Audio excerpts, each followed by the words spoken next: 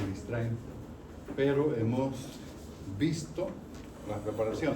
No es la primera, ya hemos dicho que vamos a tener dos opciones para poder ir mirando en la próxima semana y en la siguiente, ¿no? Para ir reconociendo de modo que veamos todo y de acuerdo a eso seleccionemos las principales para poder dar el examen, ¿no? ¿Por qué? Porque justamente vamos concluyendo. El otro tema va a llevar también un poco de tiempo, pero la idea es que ya estamos a 3 de septiembre. Efectivamente, ustedes dirán, no, pero hay tiempo, ¿no?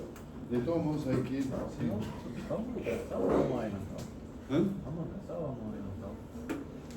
Estamos dentro del promedio, pero, o sea, realmente siempre entre agosto a septiembre yo voy entrando a este tema, ¿no?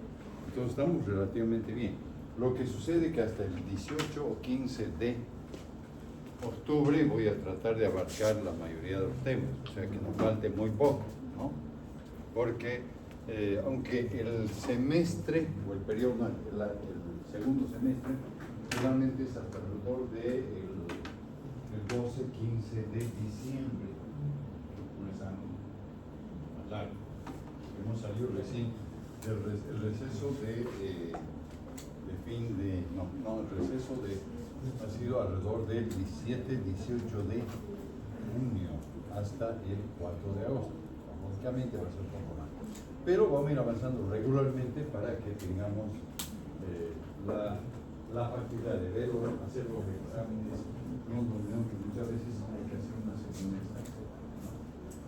No se ha dado mucho en el caso, pero hay algunos que tienen que realizar la segunda instancia que por razones X se posterga un poco, ¿no?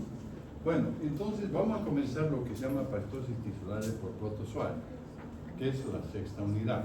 Normalmente son los bloques o algo así, ya no se maneja mucho el término de bloque, sino mayormente lo que se refiere a lo que es unidades, ¿no?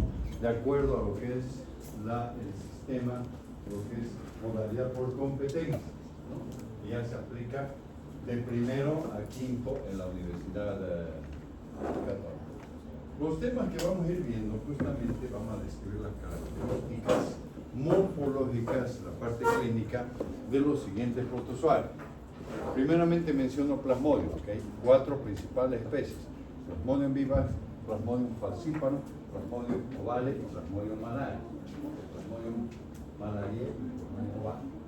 Vamos a ver.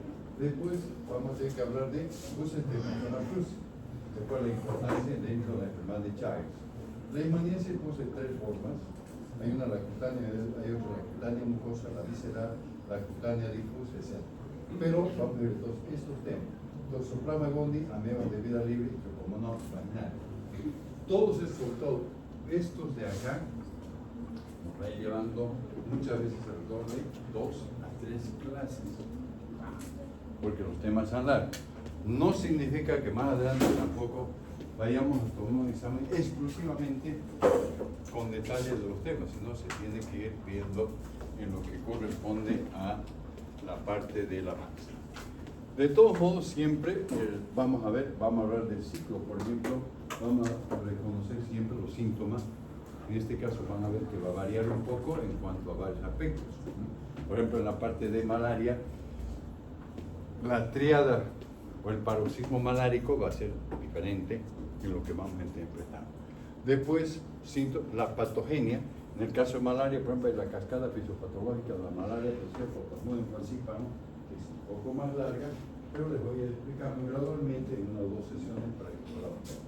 Métodos de diagnóstico, que va a cambiar un poco acá. Tratamientos, por ejemplo, de malaria son esquemas de tratamiento, en unos casos son 3 o 4 medicamentos. No es 1 o 2, ¿no? Acá puse una imagen en lo que se refiere al mosquito Anófeles y hablamos de malaria y paludismo. Esta es una de las pocas unidades donde tomo en cuenta en 4 diapositivas el aspecto importante del reconocimiento. Ya se identificaba, no como malaria, no como plasmodium, en las épocas remantas, sobre todo en China, Egipto, Grecia, Roma y Macedonia. Sobre todo porque Hipócrates, por ejemplo, ya mencionó un poco la relación del paciente, ¿no?, cuando comenzaba a tener manifestaciones clínicas y había estado cerca de un pantano. lo que el término vendría a ser lo que es palustre y que después traducido o lo que se adapta viene el nombre de paludismo, ¿no? En algún momento, por ejemplo, en las primeras civilizaciones, ¿no? Estamos hablando justamente de los griegos y antes de los romanos, y cabalmente ya es, por un lado, el desarrollo de las ciudades, la salida, o sea, los griegos comenzaron a avanzar por diferentes las poblaciones cercanas, muchos que van hasta Creta, alrededor. Y también al momento acá hay una imagen donde muestra, por ejemplo, la existencia de Troya, ¿no? Hay muchas conjeturas, pero de todos modos se menciona que existió y en algún momento, aparte, no solamente la historia, fue por lo que es lo que nos mostraron en una película, justamente, que hizo un autor que era Wolfgang Petersen, la Troya, con toda la parte de las imágenes, los efectos especiales de... Sin embargo, donde voy a lo que me refiero, que al avanzar, al entrar dentro de diferentes poblaciones, se adoptaban y se enfermaban por malaria, que no la conocían en ese momento. Los romanos lo mismo, y acá los egipcios, ¿no?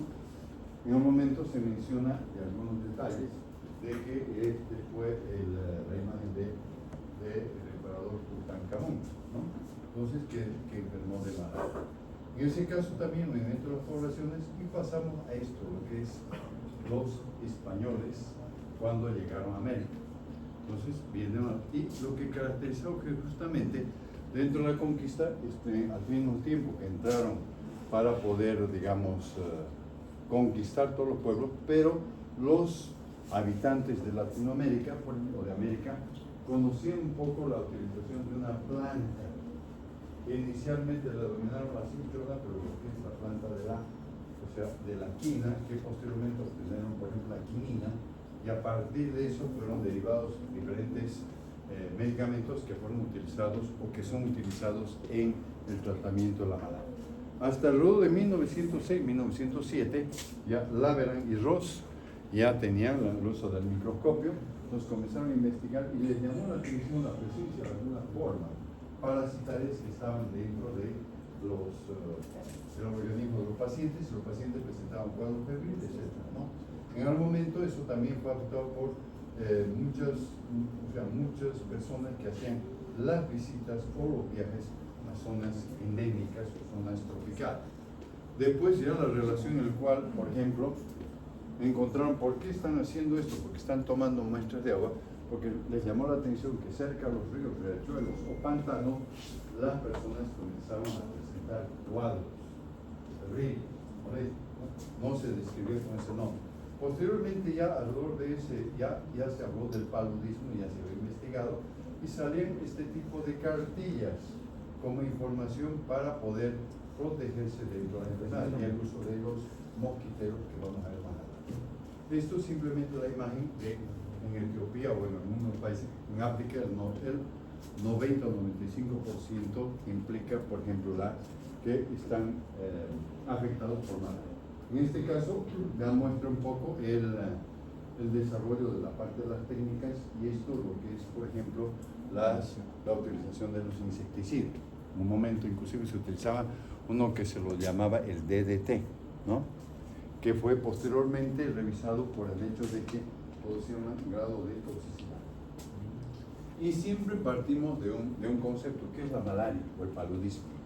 Generalmente enfermedad parasitaria sistémica, porque va a afectar a diferentes órganos, producida por protozoarios del género Plasmodium, que pertenecen a la familia Mosporidae, transmitida de hombre a hombre a través de vectores invertebrados del género Anopheles. Aquí en este caso es muy específico el vector Anopheles, no entra Culex ni tampoco, por ejemplo, Aedes, ¿no? Y caracterizado por un cuadro clínico donde predomina la triada sintomática: fiebre, escalofríos y sudoración, o lo que muchas veces se llama el paroxismo malario, ¿no? Los parásitos causantes de la malaria justamente son esporozoarios del orden Eucoxidia, familia Plasmodidae, diferentes especies que parasitan al hombre, principalmente Plasmodium vivax, Plasmodium falciparum, Plasmodium malariae, Plasmodium ovale. Y otra especie que no es nueva, se identificó Plasmodium nobles, ¿no? Las dos especies principales son Plasmodium vivax y Plasmodium falciparum, la mayor parte. Pero, por ejemplo, Plasmodium malariae y Plasmodium ovale tienen importancia principalmente en África, ¿ya? Por otro lado, ¿no? Pueden diferenciarse las 4 especies cuando se hacen preparaciones coloreadas. En este caso, lo fundamental es que se va a tener que utilizar las muestras coloreadas, porque vamos a identificarlas en la sangre, las cuales justamente se las va a tener que teñir, y al mismo que se va a teñir directamente vamos a identificar las formas, ¿no?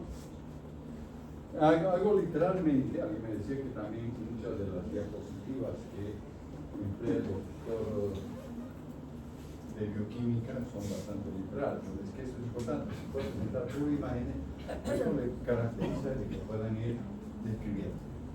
Ya hemos hablado en muchos casos de formas morfológicas, hemos hablado de los trofozoitos, hemos hablado de los quistes. En este caso voy a cambiar. Las formas morfológicas del Plasmodium, por ejemplo, corresponden a los trofozoitos. La otra forma son los esquizontes, en su interior se encuentran los merozoitos y posteriormente hablamos de lo que son los gametocitos. ¿Ya? Después, acá hago una descripción, lógicamente, de la característica de la forma pastal. Generalmente vamos a tener que después ir reconociendo y mirando. Vamos a hablar, tenemos todavía, pero después, una vez que concluimos la parte del examen, ahí entrará un poco la parte de la exposición, probablemente de las últimas que podamos ver, que abarque todo esto antes de entrar a todo. Dos características, claramente citoplasma y núcleo, ¿no? Una célula está caracterizada por citoplasma y núcleo vacuoso. El citoplasma, cuando se utiliza un colorante, se va a teñir de azul y el núcleo de cromatina de color rojo.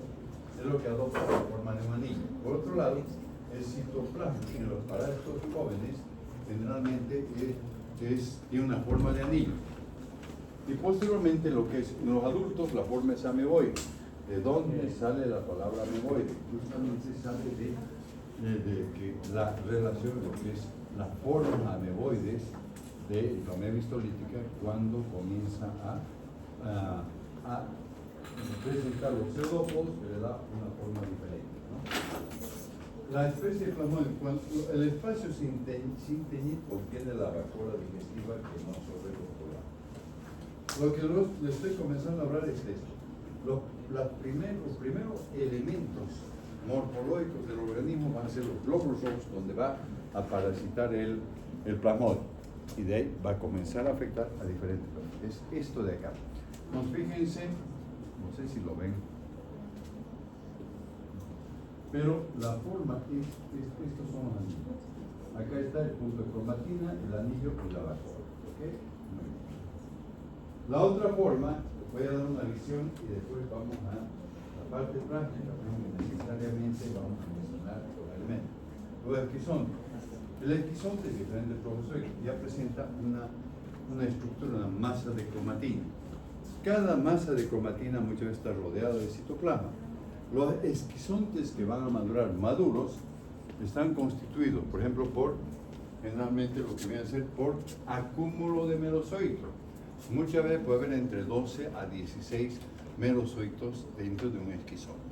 Cuando el esquizonte se abre, o se rompe, o se destruye, permite la salida de los merozoitos que se dirigen a nuevos glóbulos rojos. ¿De acuerdo? Bien. Los merozoitos, ¿qué estructura tienen? Fundamentalmente lo que tienen es que están por el doctor de eritrocito para entrar en cada nuevo eritrocito. Tiene una forma oval, pequeños, 1.5 micras de longitud. Generalmente está presentando dos capas o dos membranas, dentro de la cual hay una capa interna que tiene la estructura de microtúbulos que le da el esqueleto y mantiene la forma del parénquima. Después mencioné los gametocitos, ¿no? En el cual ocupan todo el glóbulo rojo, ¿no? O pueden estar libres. Y constan de un citoplasma voluminoso, ¿no?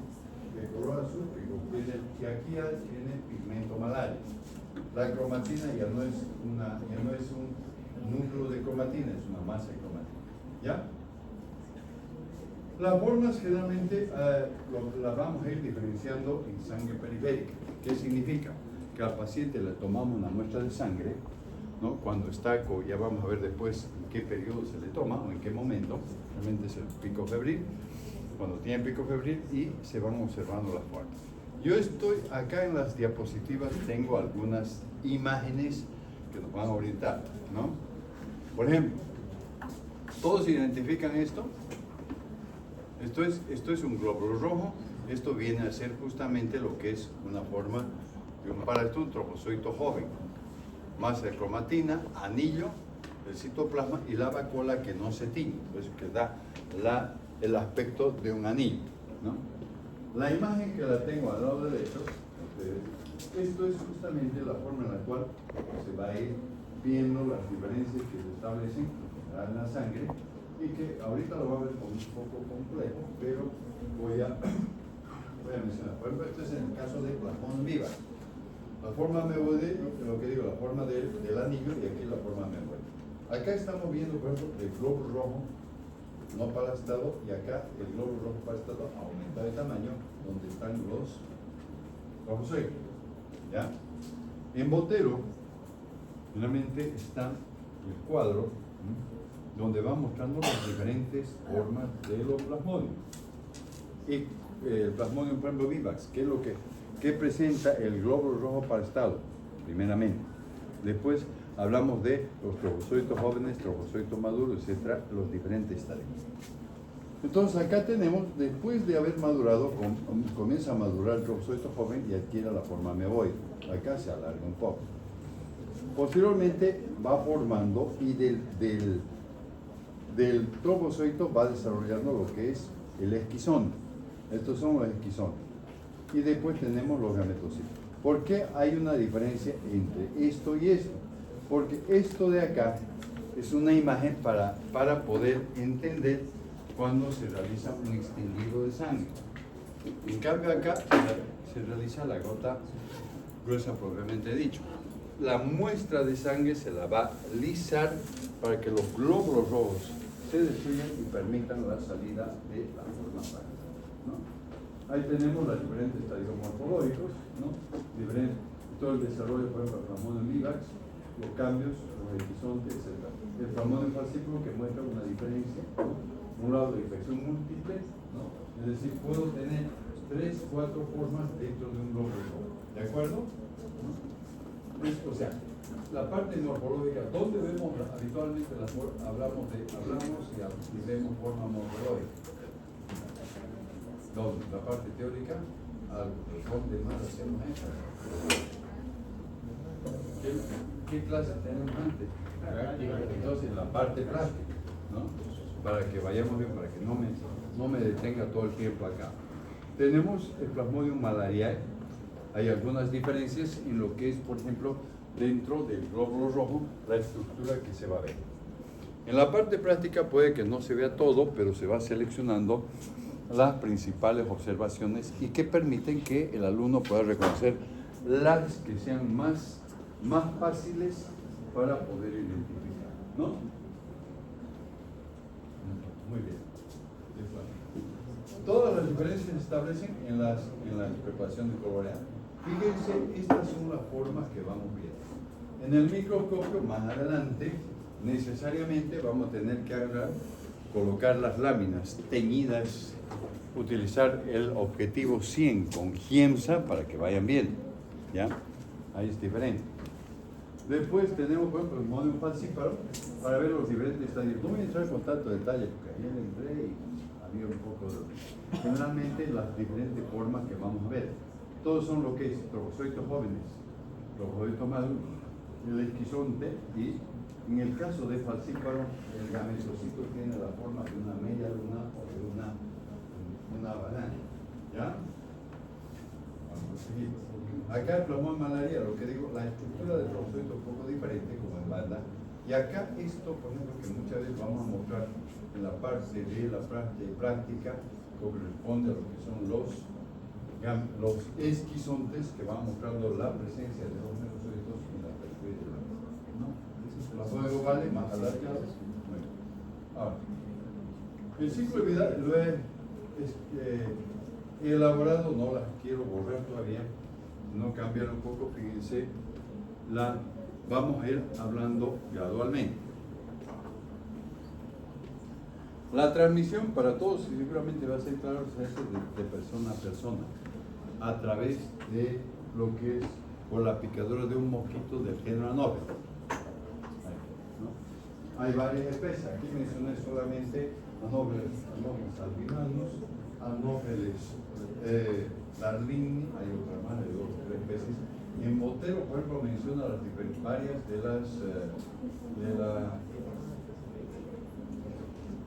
varias de las especies de vectores. No tenemos que aprenderlas, pero tenemos que ir viendo cuál es la importancia, ¿no? Después, generalmente el mosquito general Anopheles que toma una inclinación, y acá individuo enfermo, en el cual el mosquito pica, se infecta, pasa a un individuo sano y lo infecta. Y después, posteriormente, se va produciendo, el mosquito sano pica a un individuo enfermo y se va produciendo el ciclo. En una pequeña imagen, acá está el ciclo del contacto del vector, la penetración de los esporozoitos. Después de los esporozoitos se va a transformar en lo que es esquizontes peritrocíticos, pero vamos a ir con un poco más de detalle y calma al respecto. Ok. ¿Hasta aquí se ha entendido? No. O sea, para mí siempre, detalle un poco la parte malaria, porque en Botero está muy bien desarrollado el tema de malaria. Tan completo. Ciclo, se llama ciclo esquizogónico por la formación de los esquizontes. El mosquito infectado pica de una persona a otra. Le inocula los esporozoitos, que son las formas infectantes para el hombre. Esporozoitos, ¿no?, que salen de las glándulas salivales del mosquito. Se introduce en un capilar y pasan a la circulación. ¿Por qué el vector va a transmitir? Porque va a tomar contacto con el hombre para absorber sangre, que le va a permitir el desarrollo de las formas morfológicas, los huevos, ¿no? Alrededor se toma un promedio de una media hora, los esporozoitos se van introduciendo y llegan al parénquima hepático para la circulación. Existe una primera etapa y al cabo de 3 días se van a diferenciar lo que se llaman los esquizontes hepáticos o preeritrocíticos. Todavía no ha penetrado en el globo. Y al mismo tiempo hay otras formas que quedan como inozoitos que vamos a hablar. ¿Ya? Quiero ver si me van siguiendo para que puedan. Los esquizontes hepáticos maduran y se rompen. Al romperse, se liberan y diseminan qué es lo que está dentro de los esquizontes, los llamados merozoitos. Y se diseminan y posteriormente esos merozoitos se introducen dentro de los glóbulos rojos. Van a ser la fase ya eritrocítica. Hace un momento mencioné los sinusoides. ¿Qué características tienen los sinusoides? Son formas derivadas de los esporozoitos y que al ser inoculados con la picadura de vectores o mosquitos no sufren inmediatamente la división y la transformación, sino que quedan en forma latente en el organismo y ahí se dividen después de algún tiempo. Muchas veces van a ser responsables de lo que se llamarán las recaídas, especialmente en dos especies, Plasmodium vivax y Plasmodium ovale. Ahí tenemos una imagen, estoy hablando cuando penetran los esporozoitos dentro de la célula hepática, maduran y se forma el desarrollo de la forma preeritrocítica, después de entrar en los glóbulos. Los sinusoides, lo que vuelvo a repetir, son las formas parasitales responsables de las recaídas en dos especies, Plasmodium vivax y Plasmodium ovale, las únicas formas en las que aparecen. Los sinusoides pueden desarrollar esquizogonias peritrocíticas formando generaciones de merozoitos, invaden los glóbulos rojos muchas veces aunque el paciente no esté en contacto con un objeto. ¿De acuerdo? Muy bien. Acá tengo otra imagen donde voy a hablar. Los porozoitos que están en la silla del mosquito entran, toma contacto con el huésped, multiplicación exoeritrocítica, entran dentro del parénquima hepático, posteriormente los neurocitos se liberan y entran de los glóbulos rojos. Cuando entra dentro del glóbulo rojo se llama lo que es la esquizogonia eritrocítica, ¿no? Y van formando esquizontes, se liberan, forman melocitos y van formando este ciclo. En algún momento los trofozoitos pueden dar lugar a macro y microgametocitos que permiten ya realizar lo que es la fase de la multiplicación directamente del parásito en forma sexuada cuando entra al mosquito y se infecta. Entonces seguiremos en nuestra etapa para poder ver. ¿Está bien? ¿Está claro? ¿Estoy yendo a buen ritmo? Ok, bueno, ahora, con calma, después ya no se entonces, relax. La invasión, crecimiento y multiplicación asexuada del parásito en los glóbulos rojos se conoce con el nombre de la esquizogonia sanguínea. No es que vamos a memorizar todos los estadios, ¿no? Sino que es importante para poder ver el desarrollo, ¿no? Y después el parásito dentro del glóbulo rojo recibe justamente el nombre de trofozoide. Acuérdense, entra como esquizonte, entra dentro del glóbulo rojo, se forma lo que es el trofozoide. Al dividirse el núcleo, los parásitos pasan a ser esquizontes que se rompen cada 48 horas en el caso de Plasmodium vivax, Plasmodium ovale y Plasmodium falciparum. ¿Qué significa? Que parasita el glóbulo rojo y en 48 horas se van a romper, van a madurar. Y en el caso, en 72 horas el Plasmodium malariae. De ahí surge un término, por ejemplo, que ustedes en nuestro medio, que se aplicaba. Era lo que es el término, por ejemplo, comúnmente en la población se llama de la terciana. Se hablaba de terciana benigna y terciana maligna, que iba en relación a la división de los esquizontes en el lapso de 48 horas. ¿No? Bueno, todas esas fases que hemos mencionado, las esquizogonias eritrocíticas, se repiten varias veces saliendo los glóbulos rojos, uno vuelven a invadir. O sea, todo ese proceso que hemos hablado hace un momento es la multiplicación para después, en algún momento, en esta etapa donde macro y microgametocitos permiten en cierta forma poder unirse, el macro fecunda el microgametocito fecunda al macrogametocito, son formas sexuadas, forman el oquineto que posteriormente el oquineto ahora penetra en la capa externa de la pared gástrica, madura y forma el ocisto. El ocisto, del ocisto se rompe y libera los esporozoitos que van a las glándulas salivales. Pero sigamos en estos dos. Hemos llegado cabalmente hasta aquí, ¿verdad? Luego, posteriormente, ciclo de mosquito. A ver, todos estamos aquí, ¿verdad? En esta etapa, ¿de acuerdo? Entonces, después, ¿qué es lo que vamos a ver en el ciclo?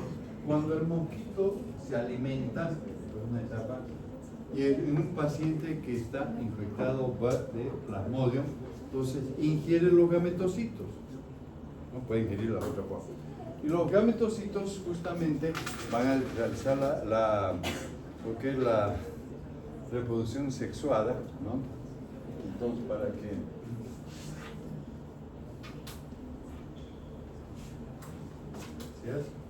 entonces, el gametocito luego de madurar, por ejemplo, exflagela, se tiene un flagelo, libera eso, fecunda la hembra y forma lo que hace un momento he hablado del oquineto.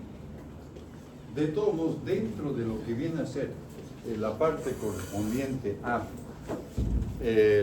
la preparación o la exposición donde están grupos más numerosos, tendrán la imagen y el grupo correspondiente que malaria, generalmente va a hablar un poco del ciclo y va a publicar la imagen. Una vez que lo revisa, lo repasa cabalmente, va a ir entendiendo todo el aspecto principal, ¿no? incluso en Botero está, después de la imagen, está el detalle de las escrito debajo del cuadro, ¿no? O sea, fórmense esto, esto se enquista, cuando se enquista ya no es oquineto, se habla de oquiste. ¿Por qué yo digo oquiste? Porque no es solamente una célula, son dos células, dos esporozoitos justamente que tienen diferencias morfológicas. Cuando llega al estómago madura se rompe y libera los esporozoitos que van a las glándulas salivales y quedan listos para infectar la huevo. Pues este proceso que ahora ya lo describimos, es mucho más fácil, lo aprendemos en una imagen, es el proceso que sigue el plasmodium para poder desarrollar. Tiene una fase en el ojo, tiene que haber una fase en el ojillo, lo que determina que es el famoso ciclo de vida. ¿Ya? Muy bien. Generalmente, antes de la sintomatología de la malaria se produce cuando invaden los parásitos a los eritrocitos. Se reproducen y causan lisis. El plasmodium falciparum, por ejemplo, es mucho más agresivo y mucho más grave. Y las complicaciones van a ser, sí. Si hace parte de su ciclo de vida el mosquito, ¿por qué lo toma como vector? Porque el vector es el transmisor. Si no tenemos mosquitos, sí, no hay problema. No, es lo que me pregunta a veces, es decir, porque el vector es solo que transmite la enfermedad. Exactamente. También hace ciclo de vida. No podría ser un huésped intermediario. En este caso no, porque justamente el vector, ¿no?, que es el mosquito, o sea, va a transmitir la enfermedad. En algún momento se infecta, ya no es un huésped intermedio, sino justamente ya se toma como una forma de vectorial. No se habla, en otro tipo de enfermedad hablaremos de huésped intermediario o huésped definitivo. En este caso el mosquito viene a ser el elemento que va a permitir que vaya infectándose el hombre. Y los mosquitos, porque en este caso estoy hablando de una sola forma, pero la presencia de los mosquitos va a hacer que se vayan presentando las enfermedades. En un momento se va a desarrollar en una parte del mosquito las formas, los gametocitos que van a durar justamente a los esporozoitos que van a formar el oquineto y van a formar el oquiste y se van a liberar, ¿no? Necesariamente actúan en esa forma, ¿no? En otro tipo de enfermedades parasitarias hemos hablado de intermediarios. En este caso, la importancia del mosquito o de los mosquitos en la transmisión. El momento que se disminuye, se corta o el paciente deja de estar en un área endémica de malaria, lógicamente la posibilidad de que se presente la enfermedad es mucho más remota, ¿no? Pero estamos hablando de enfermedad, aunque después hablaremos de la, ¿sí? Hablaremos más adelante en el caso de que ya, ¿cuál es la figura, cuál es la situación actual de la malaria en este caso? Ha disminuido, ha mejorado, puede ser que haya una menor adaptación, aunque los vectores realmente están realizando algunos cambios en muchas condiciones. Pueden adaptarse incluso por el cambio climático a zonas donde habitualmente las temperaturas serán mucho más templadas o frías, ¿no? Muchas veces va a permitir que haya, por ejemplo, complicaciones graves, hipoxia tisular, disminución del oxígeno en los tejidos, mecanismos inmunológicos y hemorragias. Complicaciones graves, va a producir una anemia. Si muchas veces los parásitos se introducen dentro de los glóbulos rojos, los parásitos los destruyen, si entran cientos de mosquitos que nos introducen en los parásitos, vamos a decir va a producir la destrucción de cientos de glóbulos rojos, ¿no? Claro, muchas veces pican, no entra en una zona donde, tal vez acá no estamos viendo mucho, pero no sé si alguien está en una zona donde entra, por ejemplo, a la parte del bosque primario, al momento, a partir de las 6 de la tarde, ¿no? Generalmente los mosquitos proliferan abundantemente, ¿no? En muchos casos, por ejemplo, esto me permite hablar porque en alguna de las experiencias del estudio de las enfermedades tropicales, ¿no?, pues necesariamente, digamos, hemos tenido que participar y entrar a áreas endémicas, áreas de monte, áreas de bosque. Entonces, en un momento, por ejemplo, proliferan mucho los bosques, ¿no? En una ocasión, claramente, para estudiar malaria, en una población que se llama Araras de Pan. En años anteriores, uno tenía que viajar al Beni, Trinidad, Guayaramerí, de Guayaramerí, cruzar el río, ¿no? Entrar al territorio brasilero y comenzar a ingresar parte del territorio brasilero de la frontera por Rondônia, mayormente, y llegar, cruzar el río para entrar a lo que es Bobija, en ese momento, a Cambio. Entonces, a las 6 de la tarde, o 7 de la noche, cuando que tuvimos que parar un momento, un equipo, generalmente, o sea, era la carretera, pero ambos extremos era netamente bosque, monte. Y a esa hora, lógicamente, calor, esto era, digamos, la frontera de Brasil. Entonces determinaba una proliferación masiva de mosquitos, repelente y todo. A eso me refiero. La llamada patología y fisiopatología de la malaria está basada en el cambio de eritrocitos. Cuando los parásitos ingresan a los glóbulos rojos, van a determinar un cambio, van a dañar los glóbulos, posteriormente van a ingresar los glóbulos, ¿no? Ramón falciparum tiene la capacidad para estar los glóbulos rojos en todas las edades, reticulocitos, glóbulos rojos jóvenes, ¿no? Entonces va a determinar que hay una mayor parastemia. ¿Qué significa cuando digo parastemia? Mayor cantidad de parásitos circulando en un momento en la sangre. ¿Ya? Luego, el pulmón en vivo se afecta principalmente a reticulocitos y jóvenes. Es una infección mucho más leve, una infección por malaria benigna. Malaria ataca exclusivamente el eritrocito maduro, no produce una alteración sanguínea. Esta es la llamada cascada fisiopatológica de la malaria. Voy a mencionar un poco para que después vamos a revolver el tema acá. Esto nos va mostrando en primer lugar, voy a seguir hasta cierta parte, porque después voy a continuar en esta parte más. Estamos hablando de parásitos. ¿Dónde está ingresando el glóbulo rojo? Acá, por ejemplo, estamos hablando, ¿qué características tiene, por ejemplo, los glóbulos rojos? Generalmente tiene la capacidad de formarse, ¿verdad? Para poder pasar por vasos sanguíneos mucho más pequeños. Generalmente no tienen este mecanismo de adhesividad.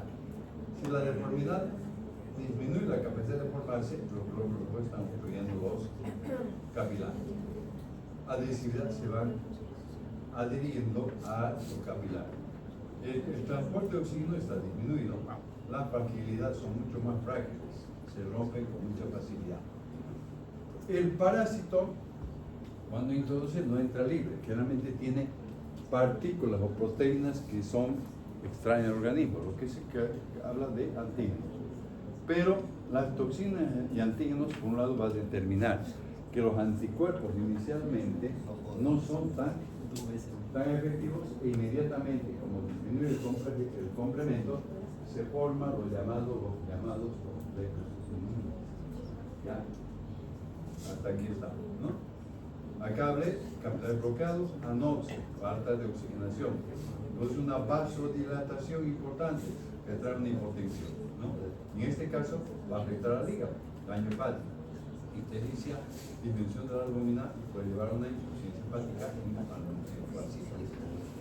Por otro lado, acá estamos hablando, los glóbulos rojos son frágiles, se rompen, lo cual condiciona directamente a lo que viene a ser, por un lado, la presencia de hemólisis, y la hemólisis es la destrucción de glóbulos rojos permite que se elimine directamente a través de la orina, ¿ya? Produciendo una hemoglobina. Después, la vasodilatación de la anoxia condiciona hipotensión y afecta al sistema renal, necrosis tubular aguda que puede llevar a una insuficiencia renal aguda.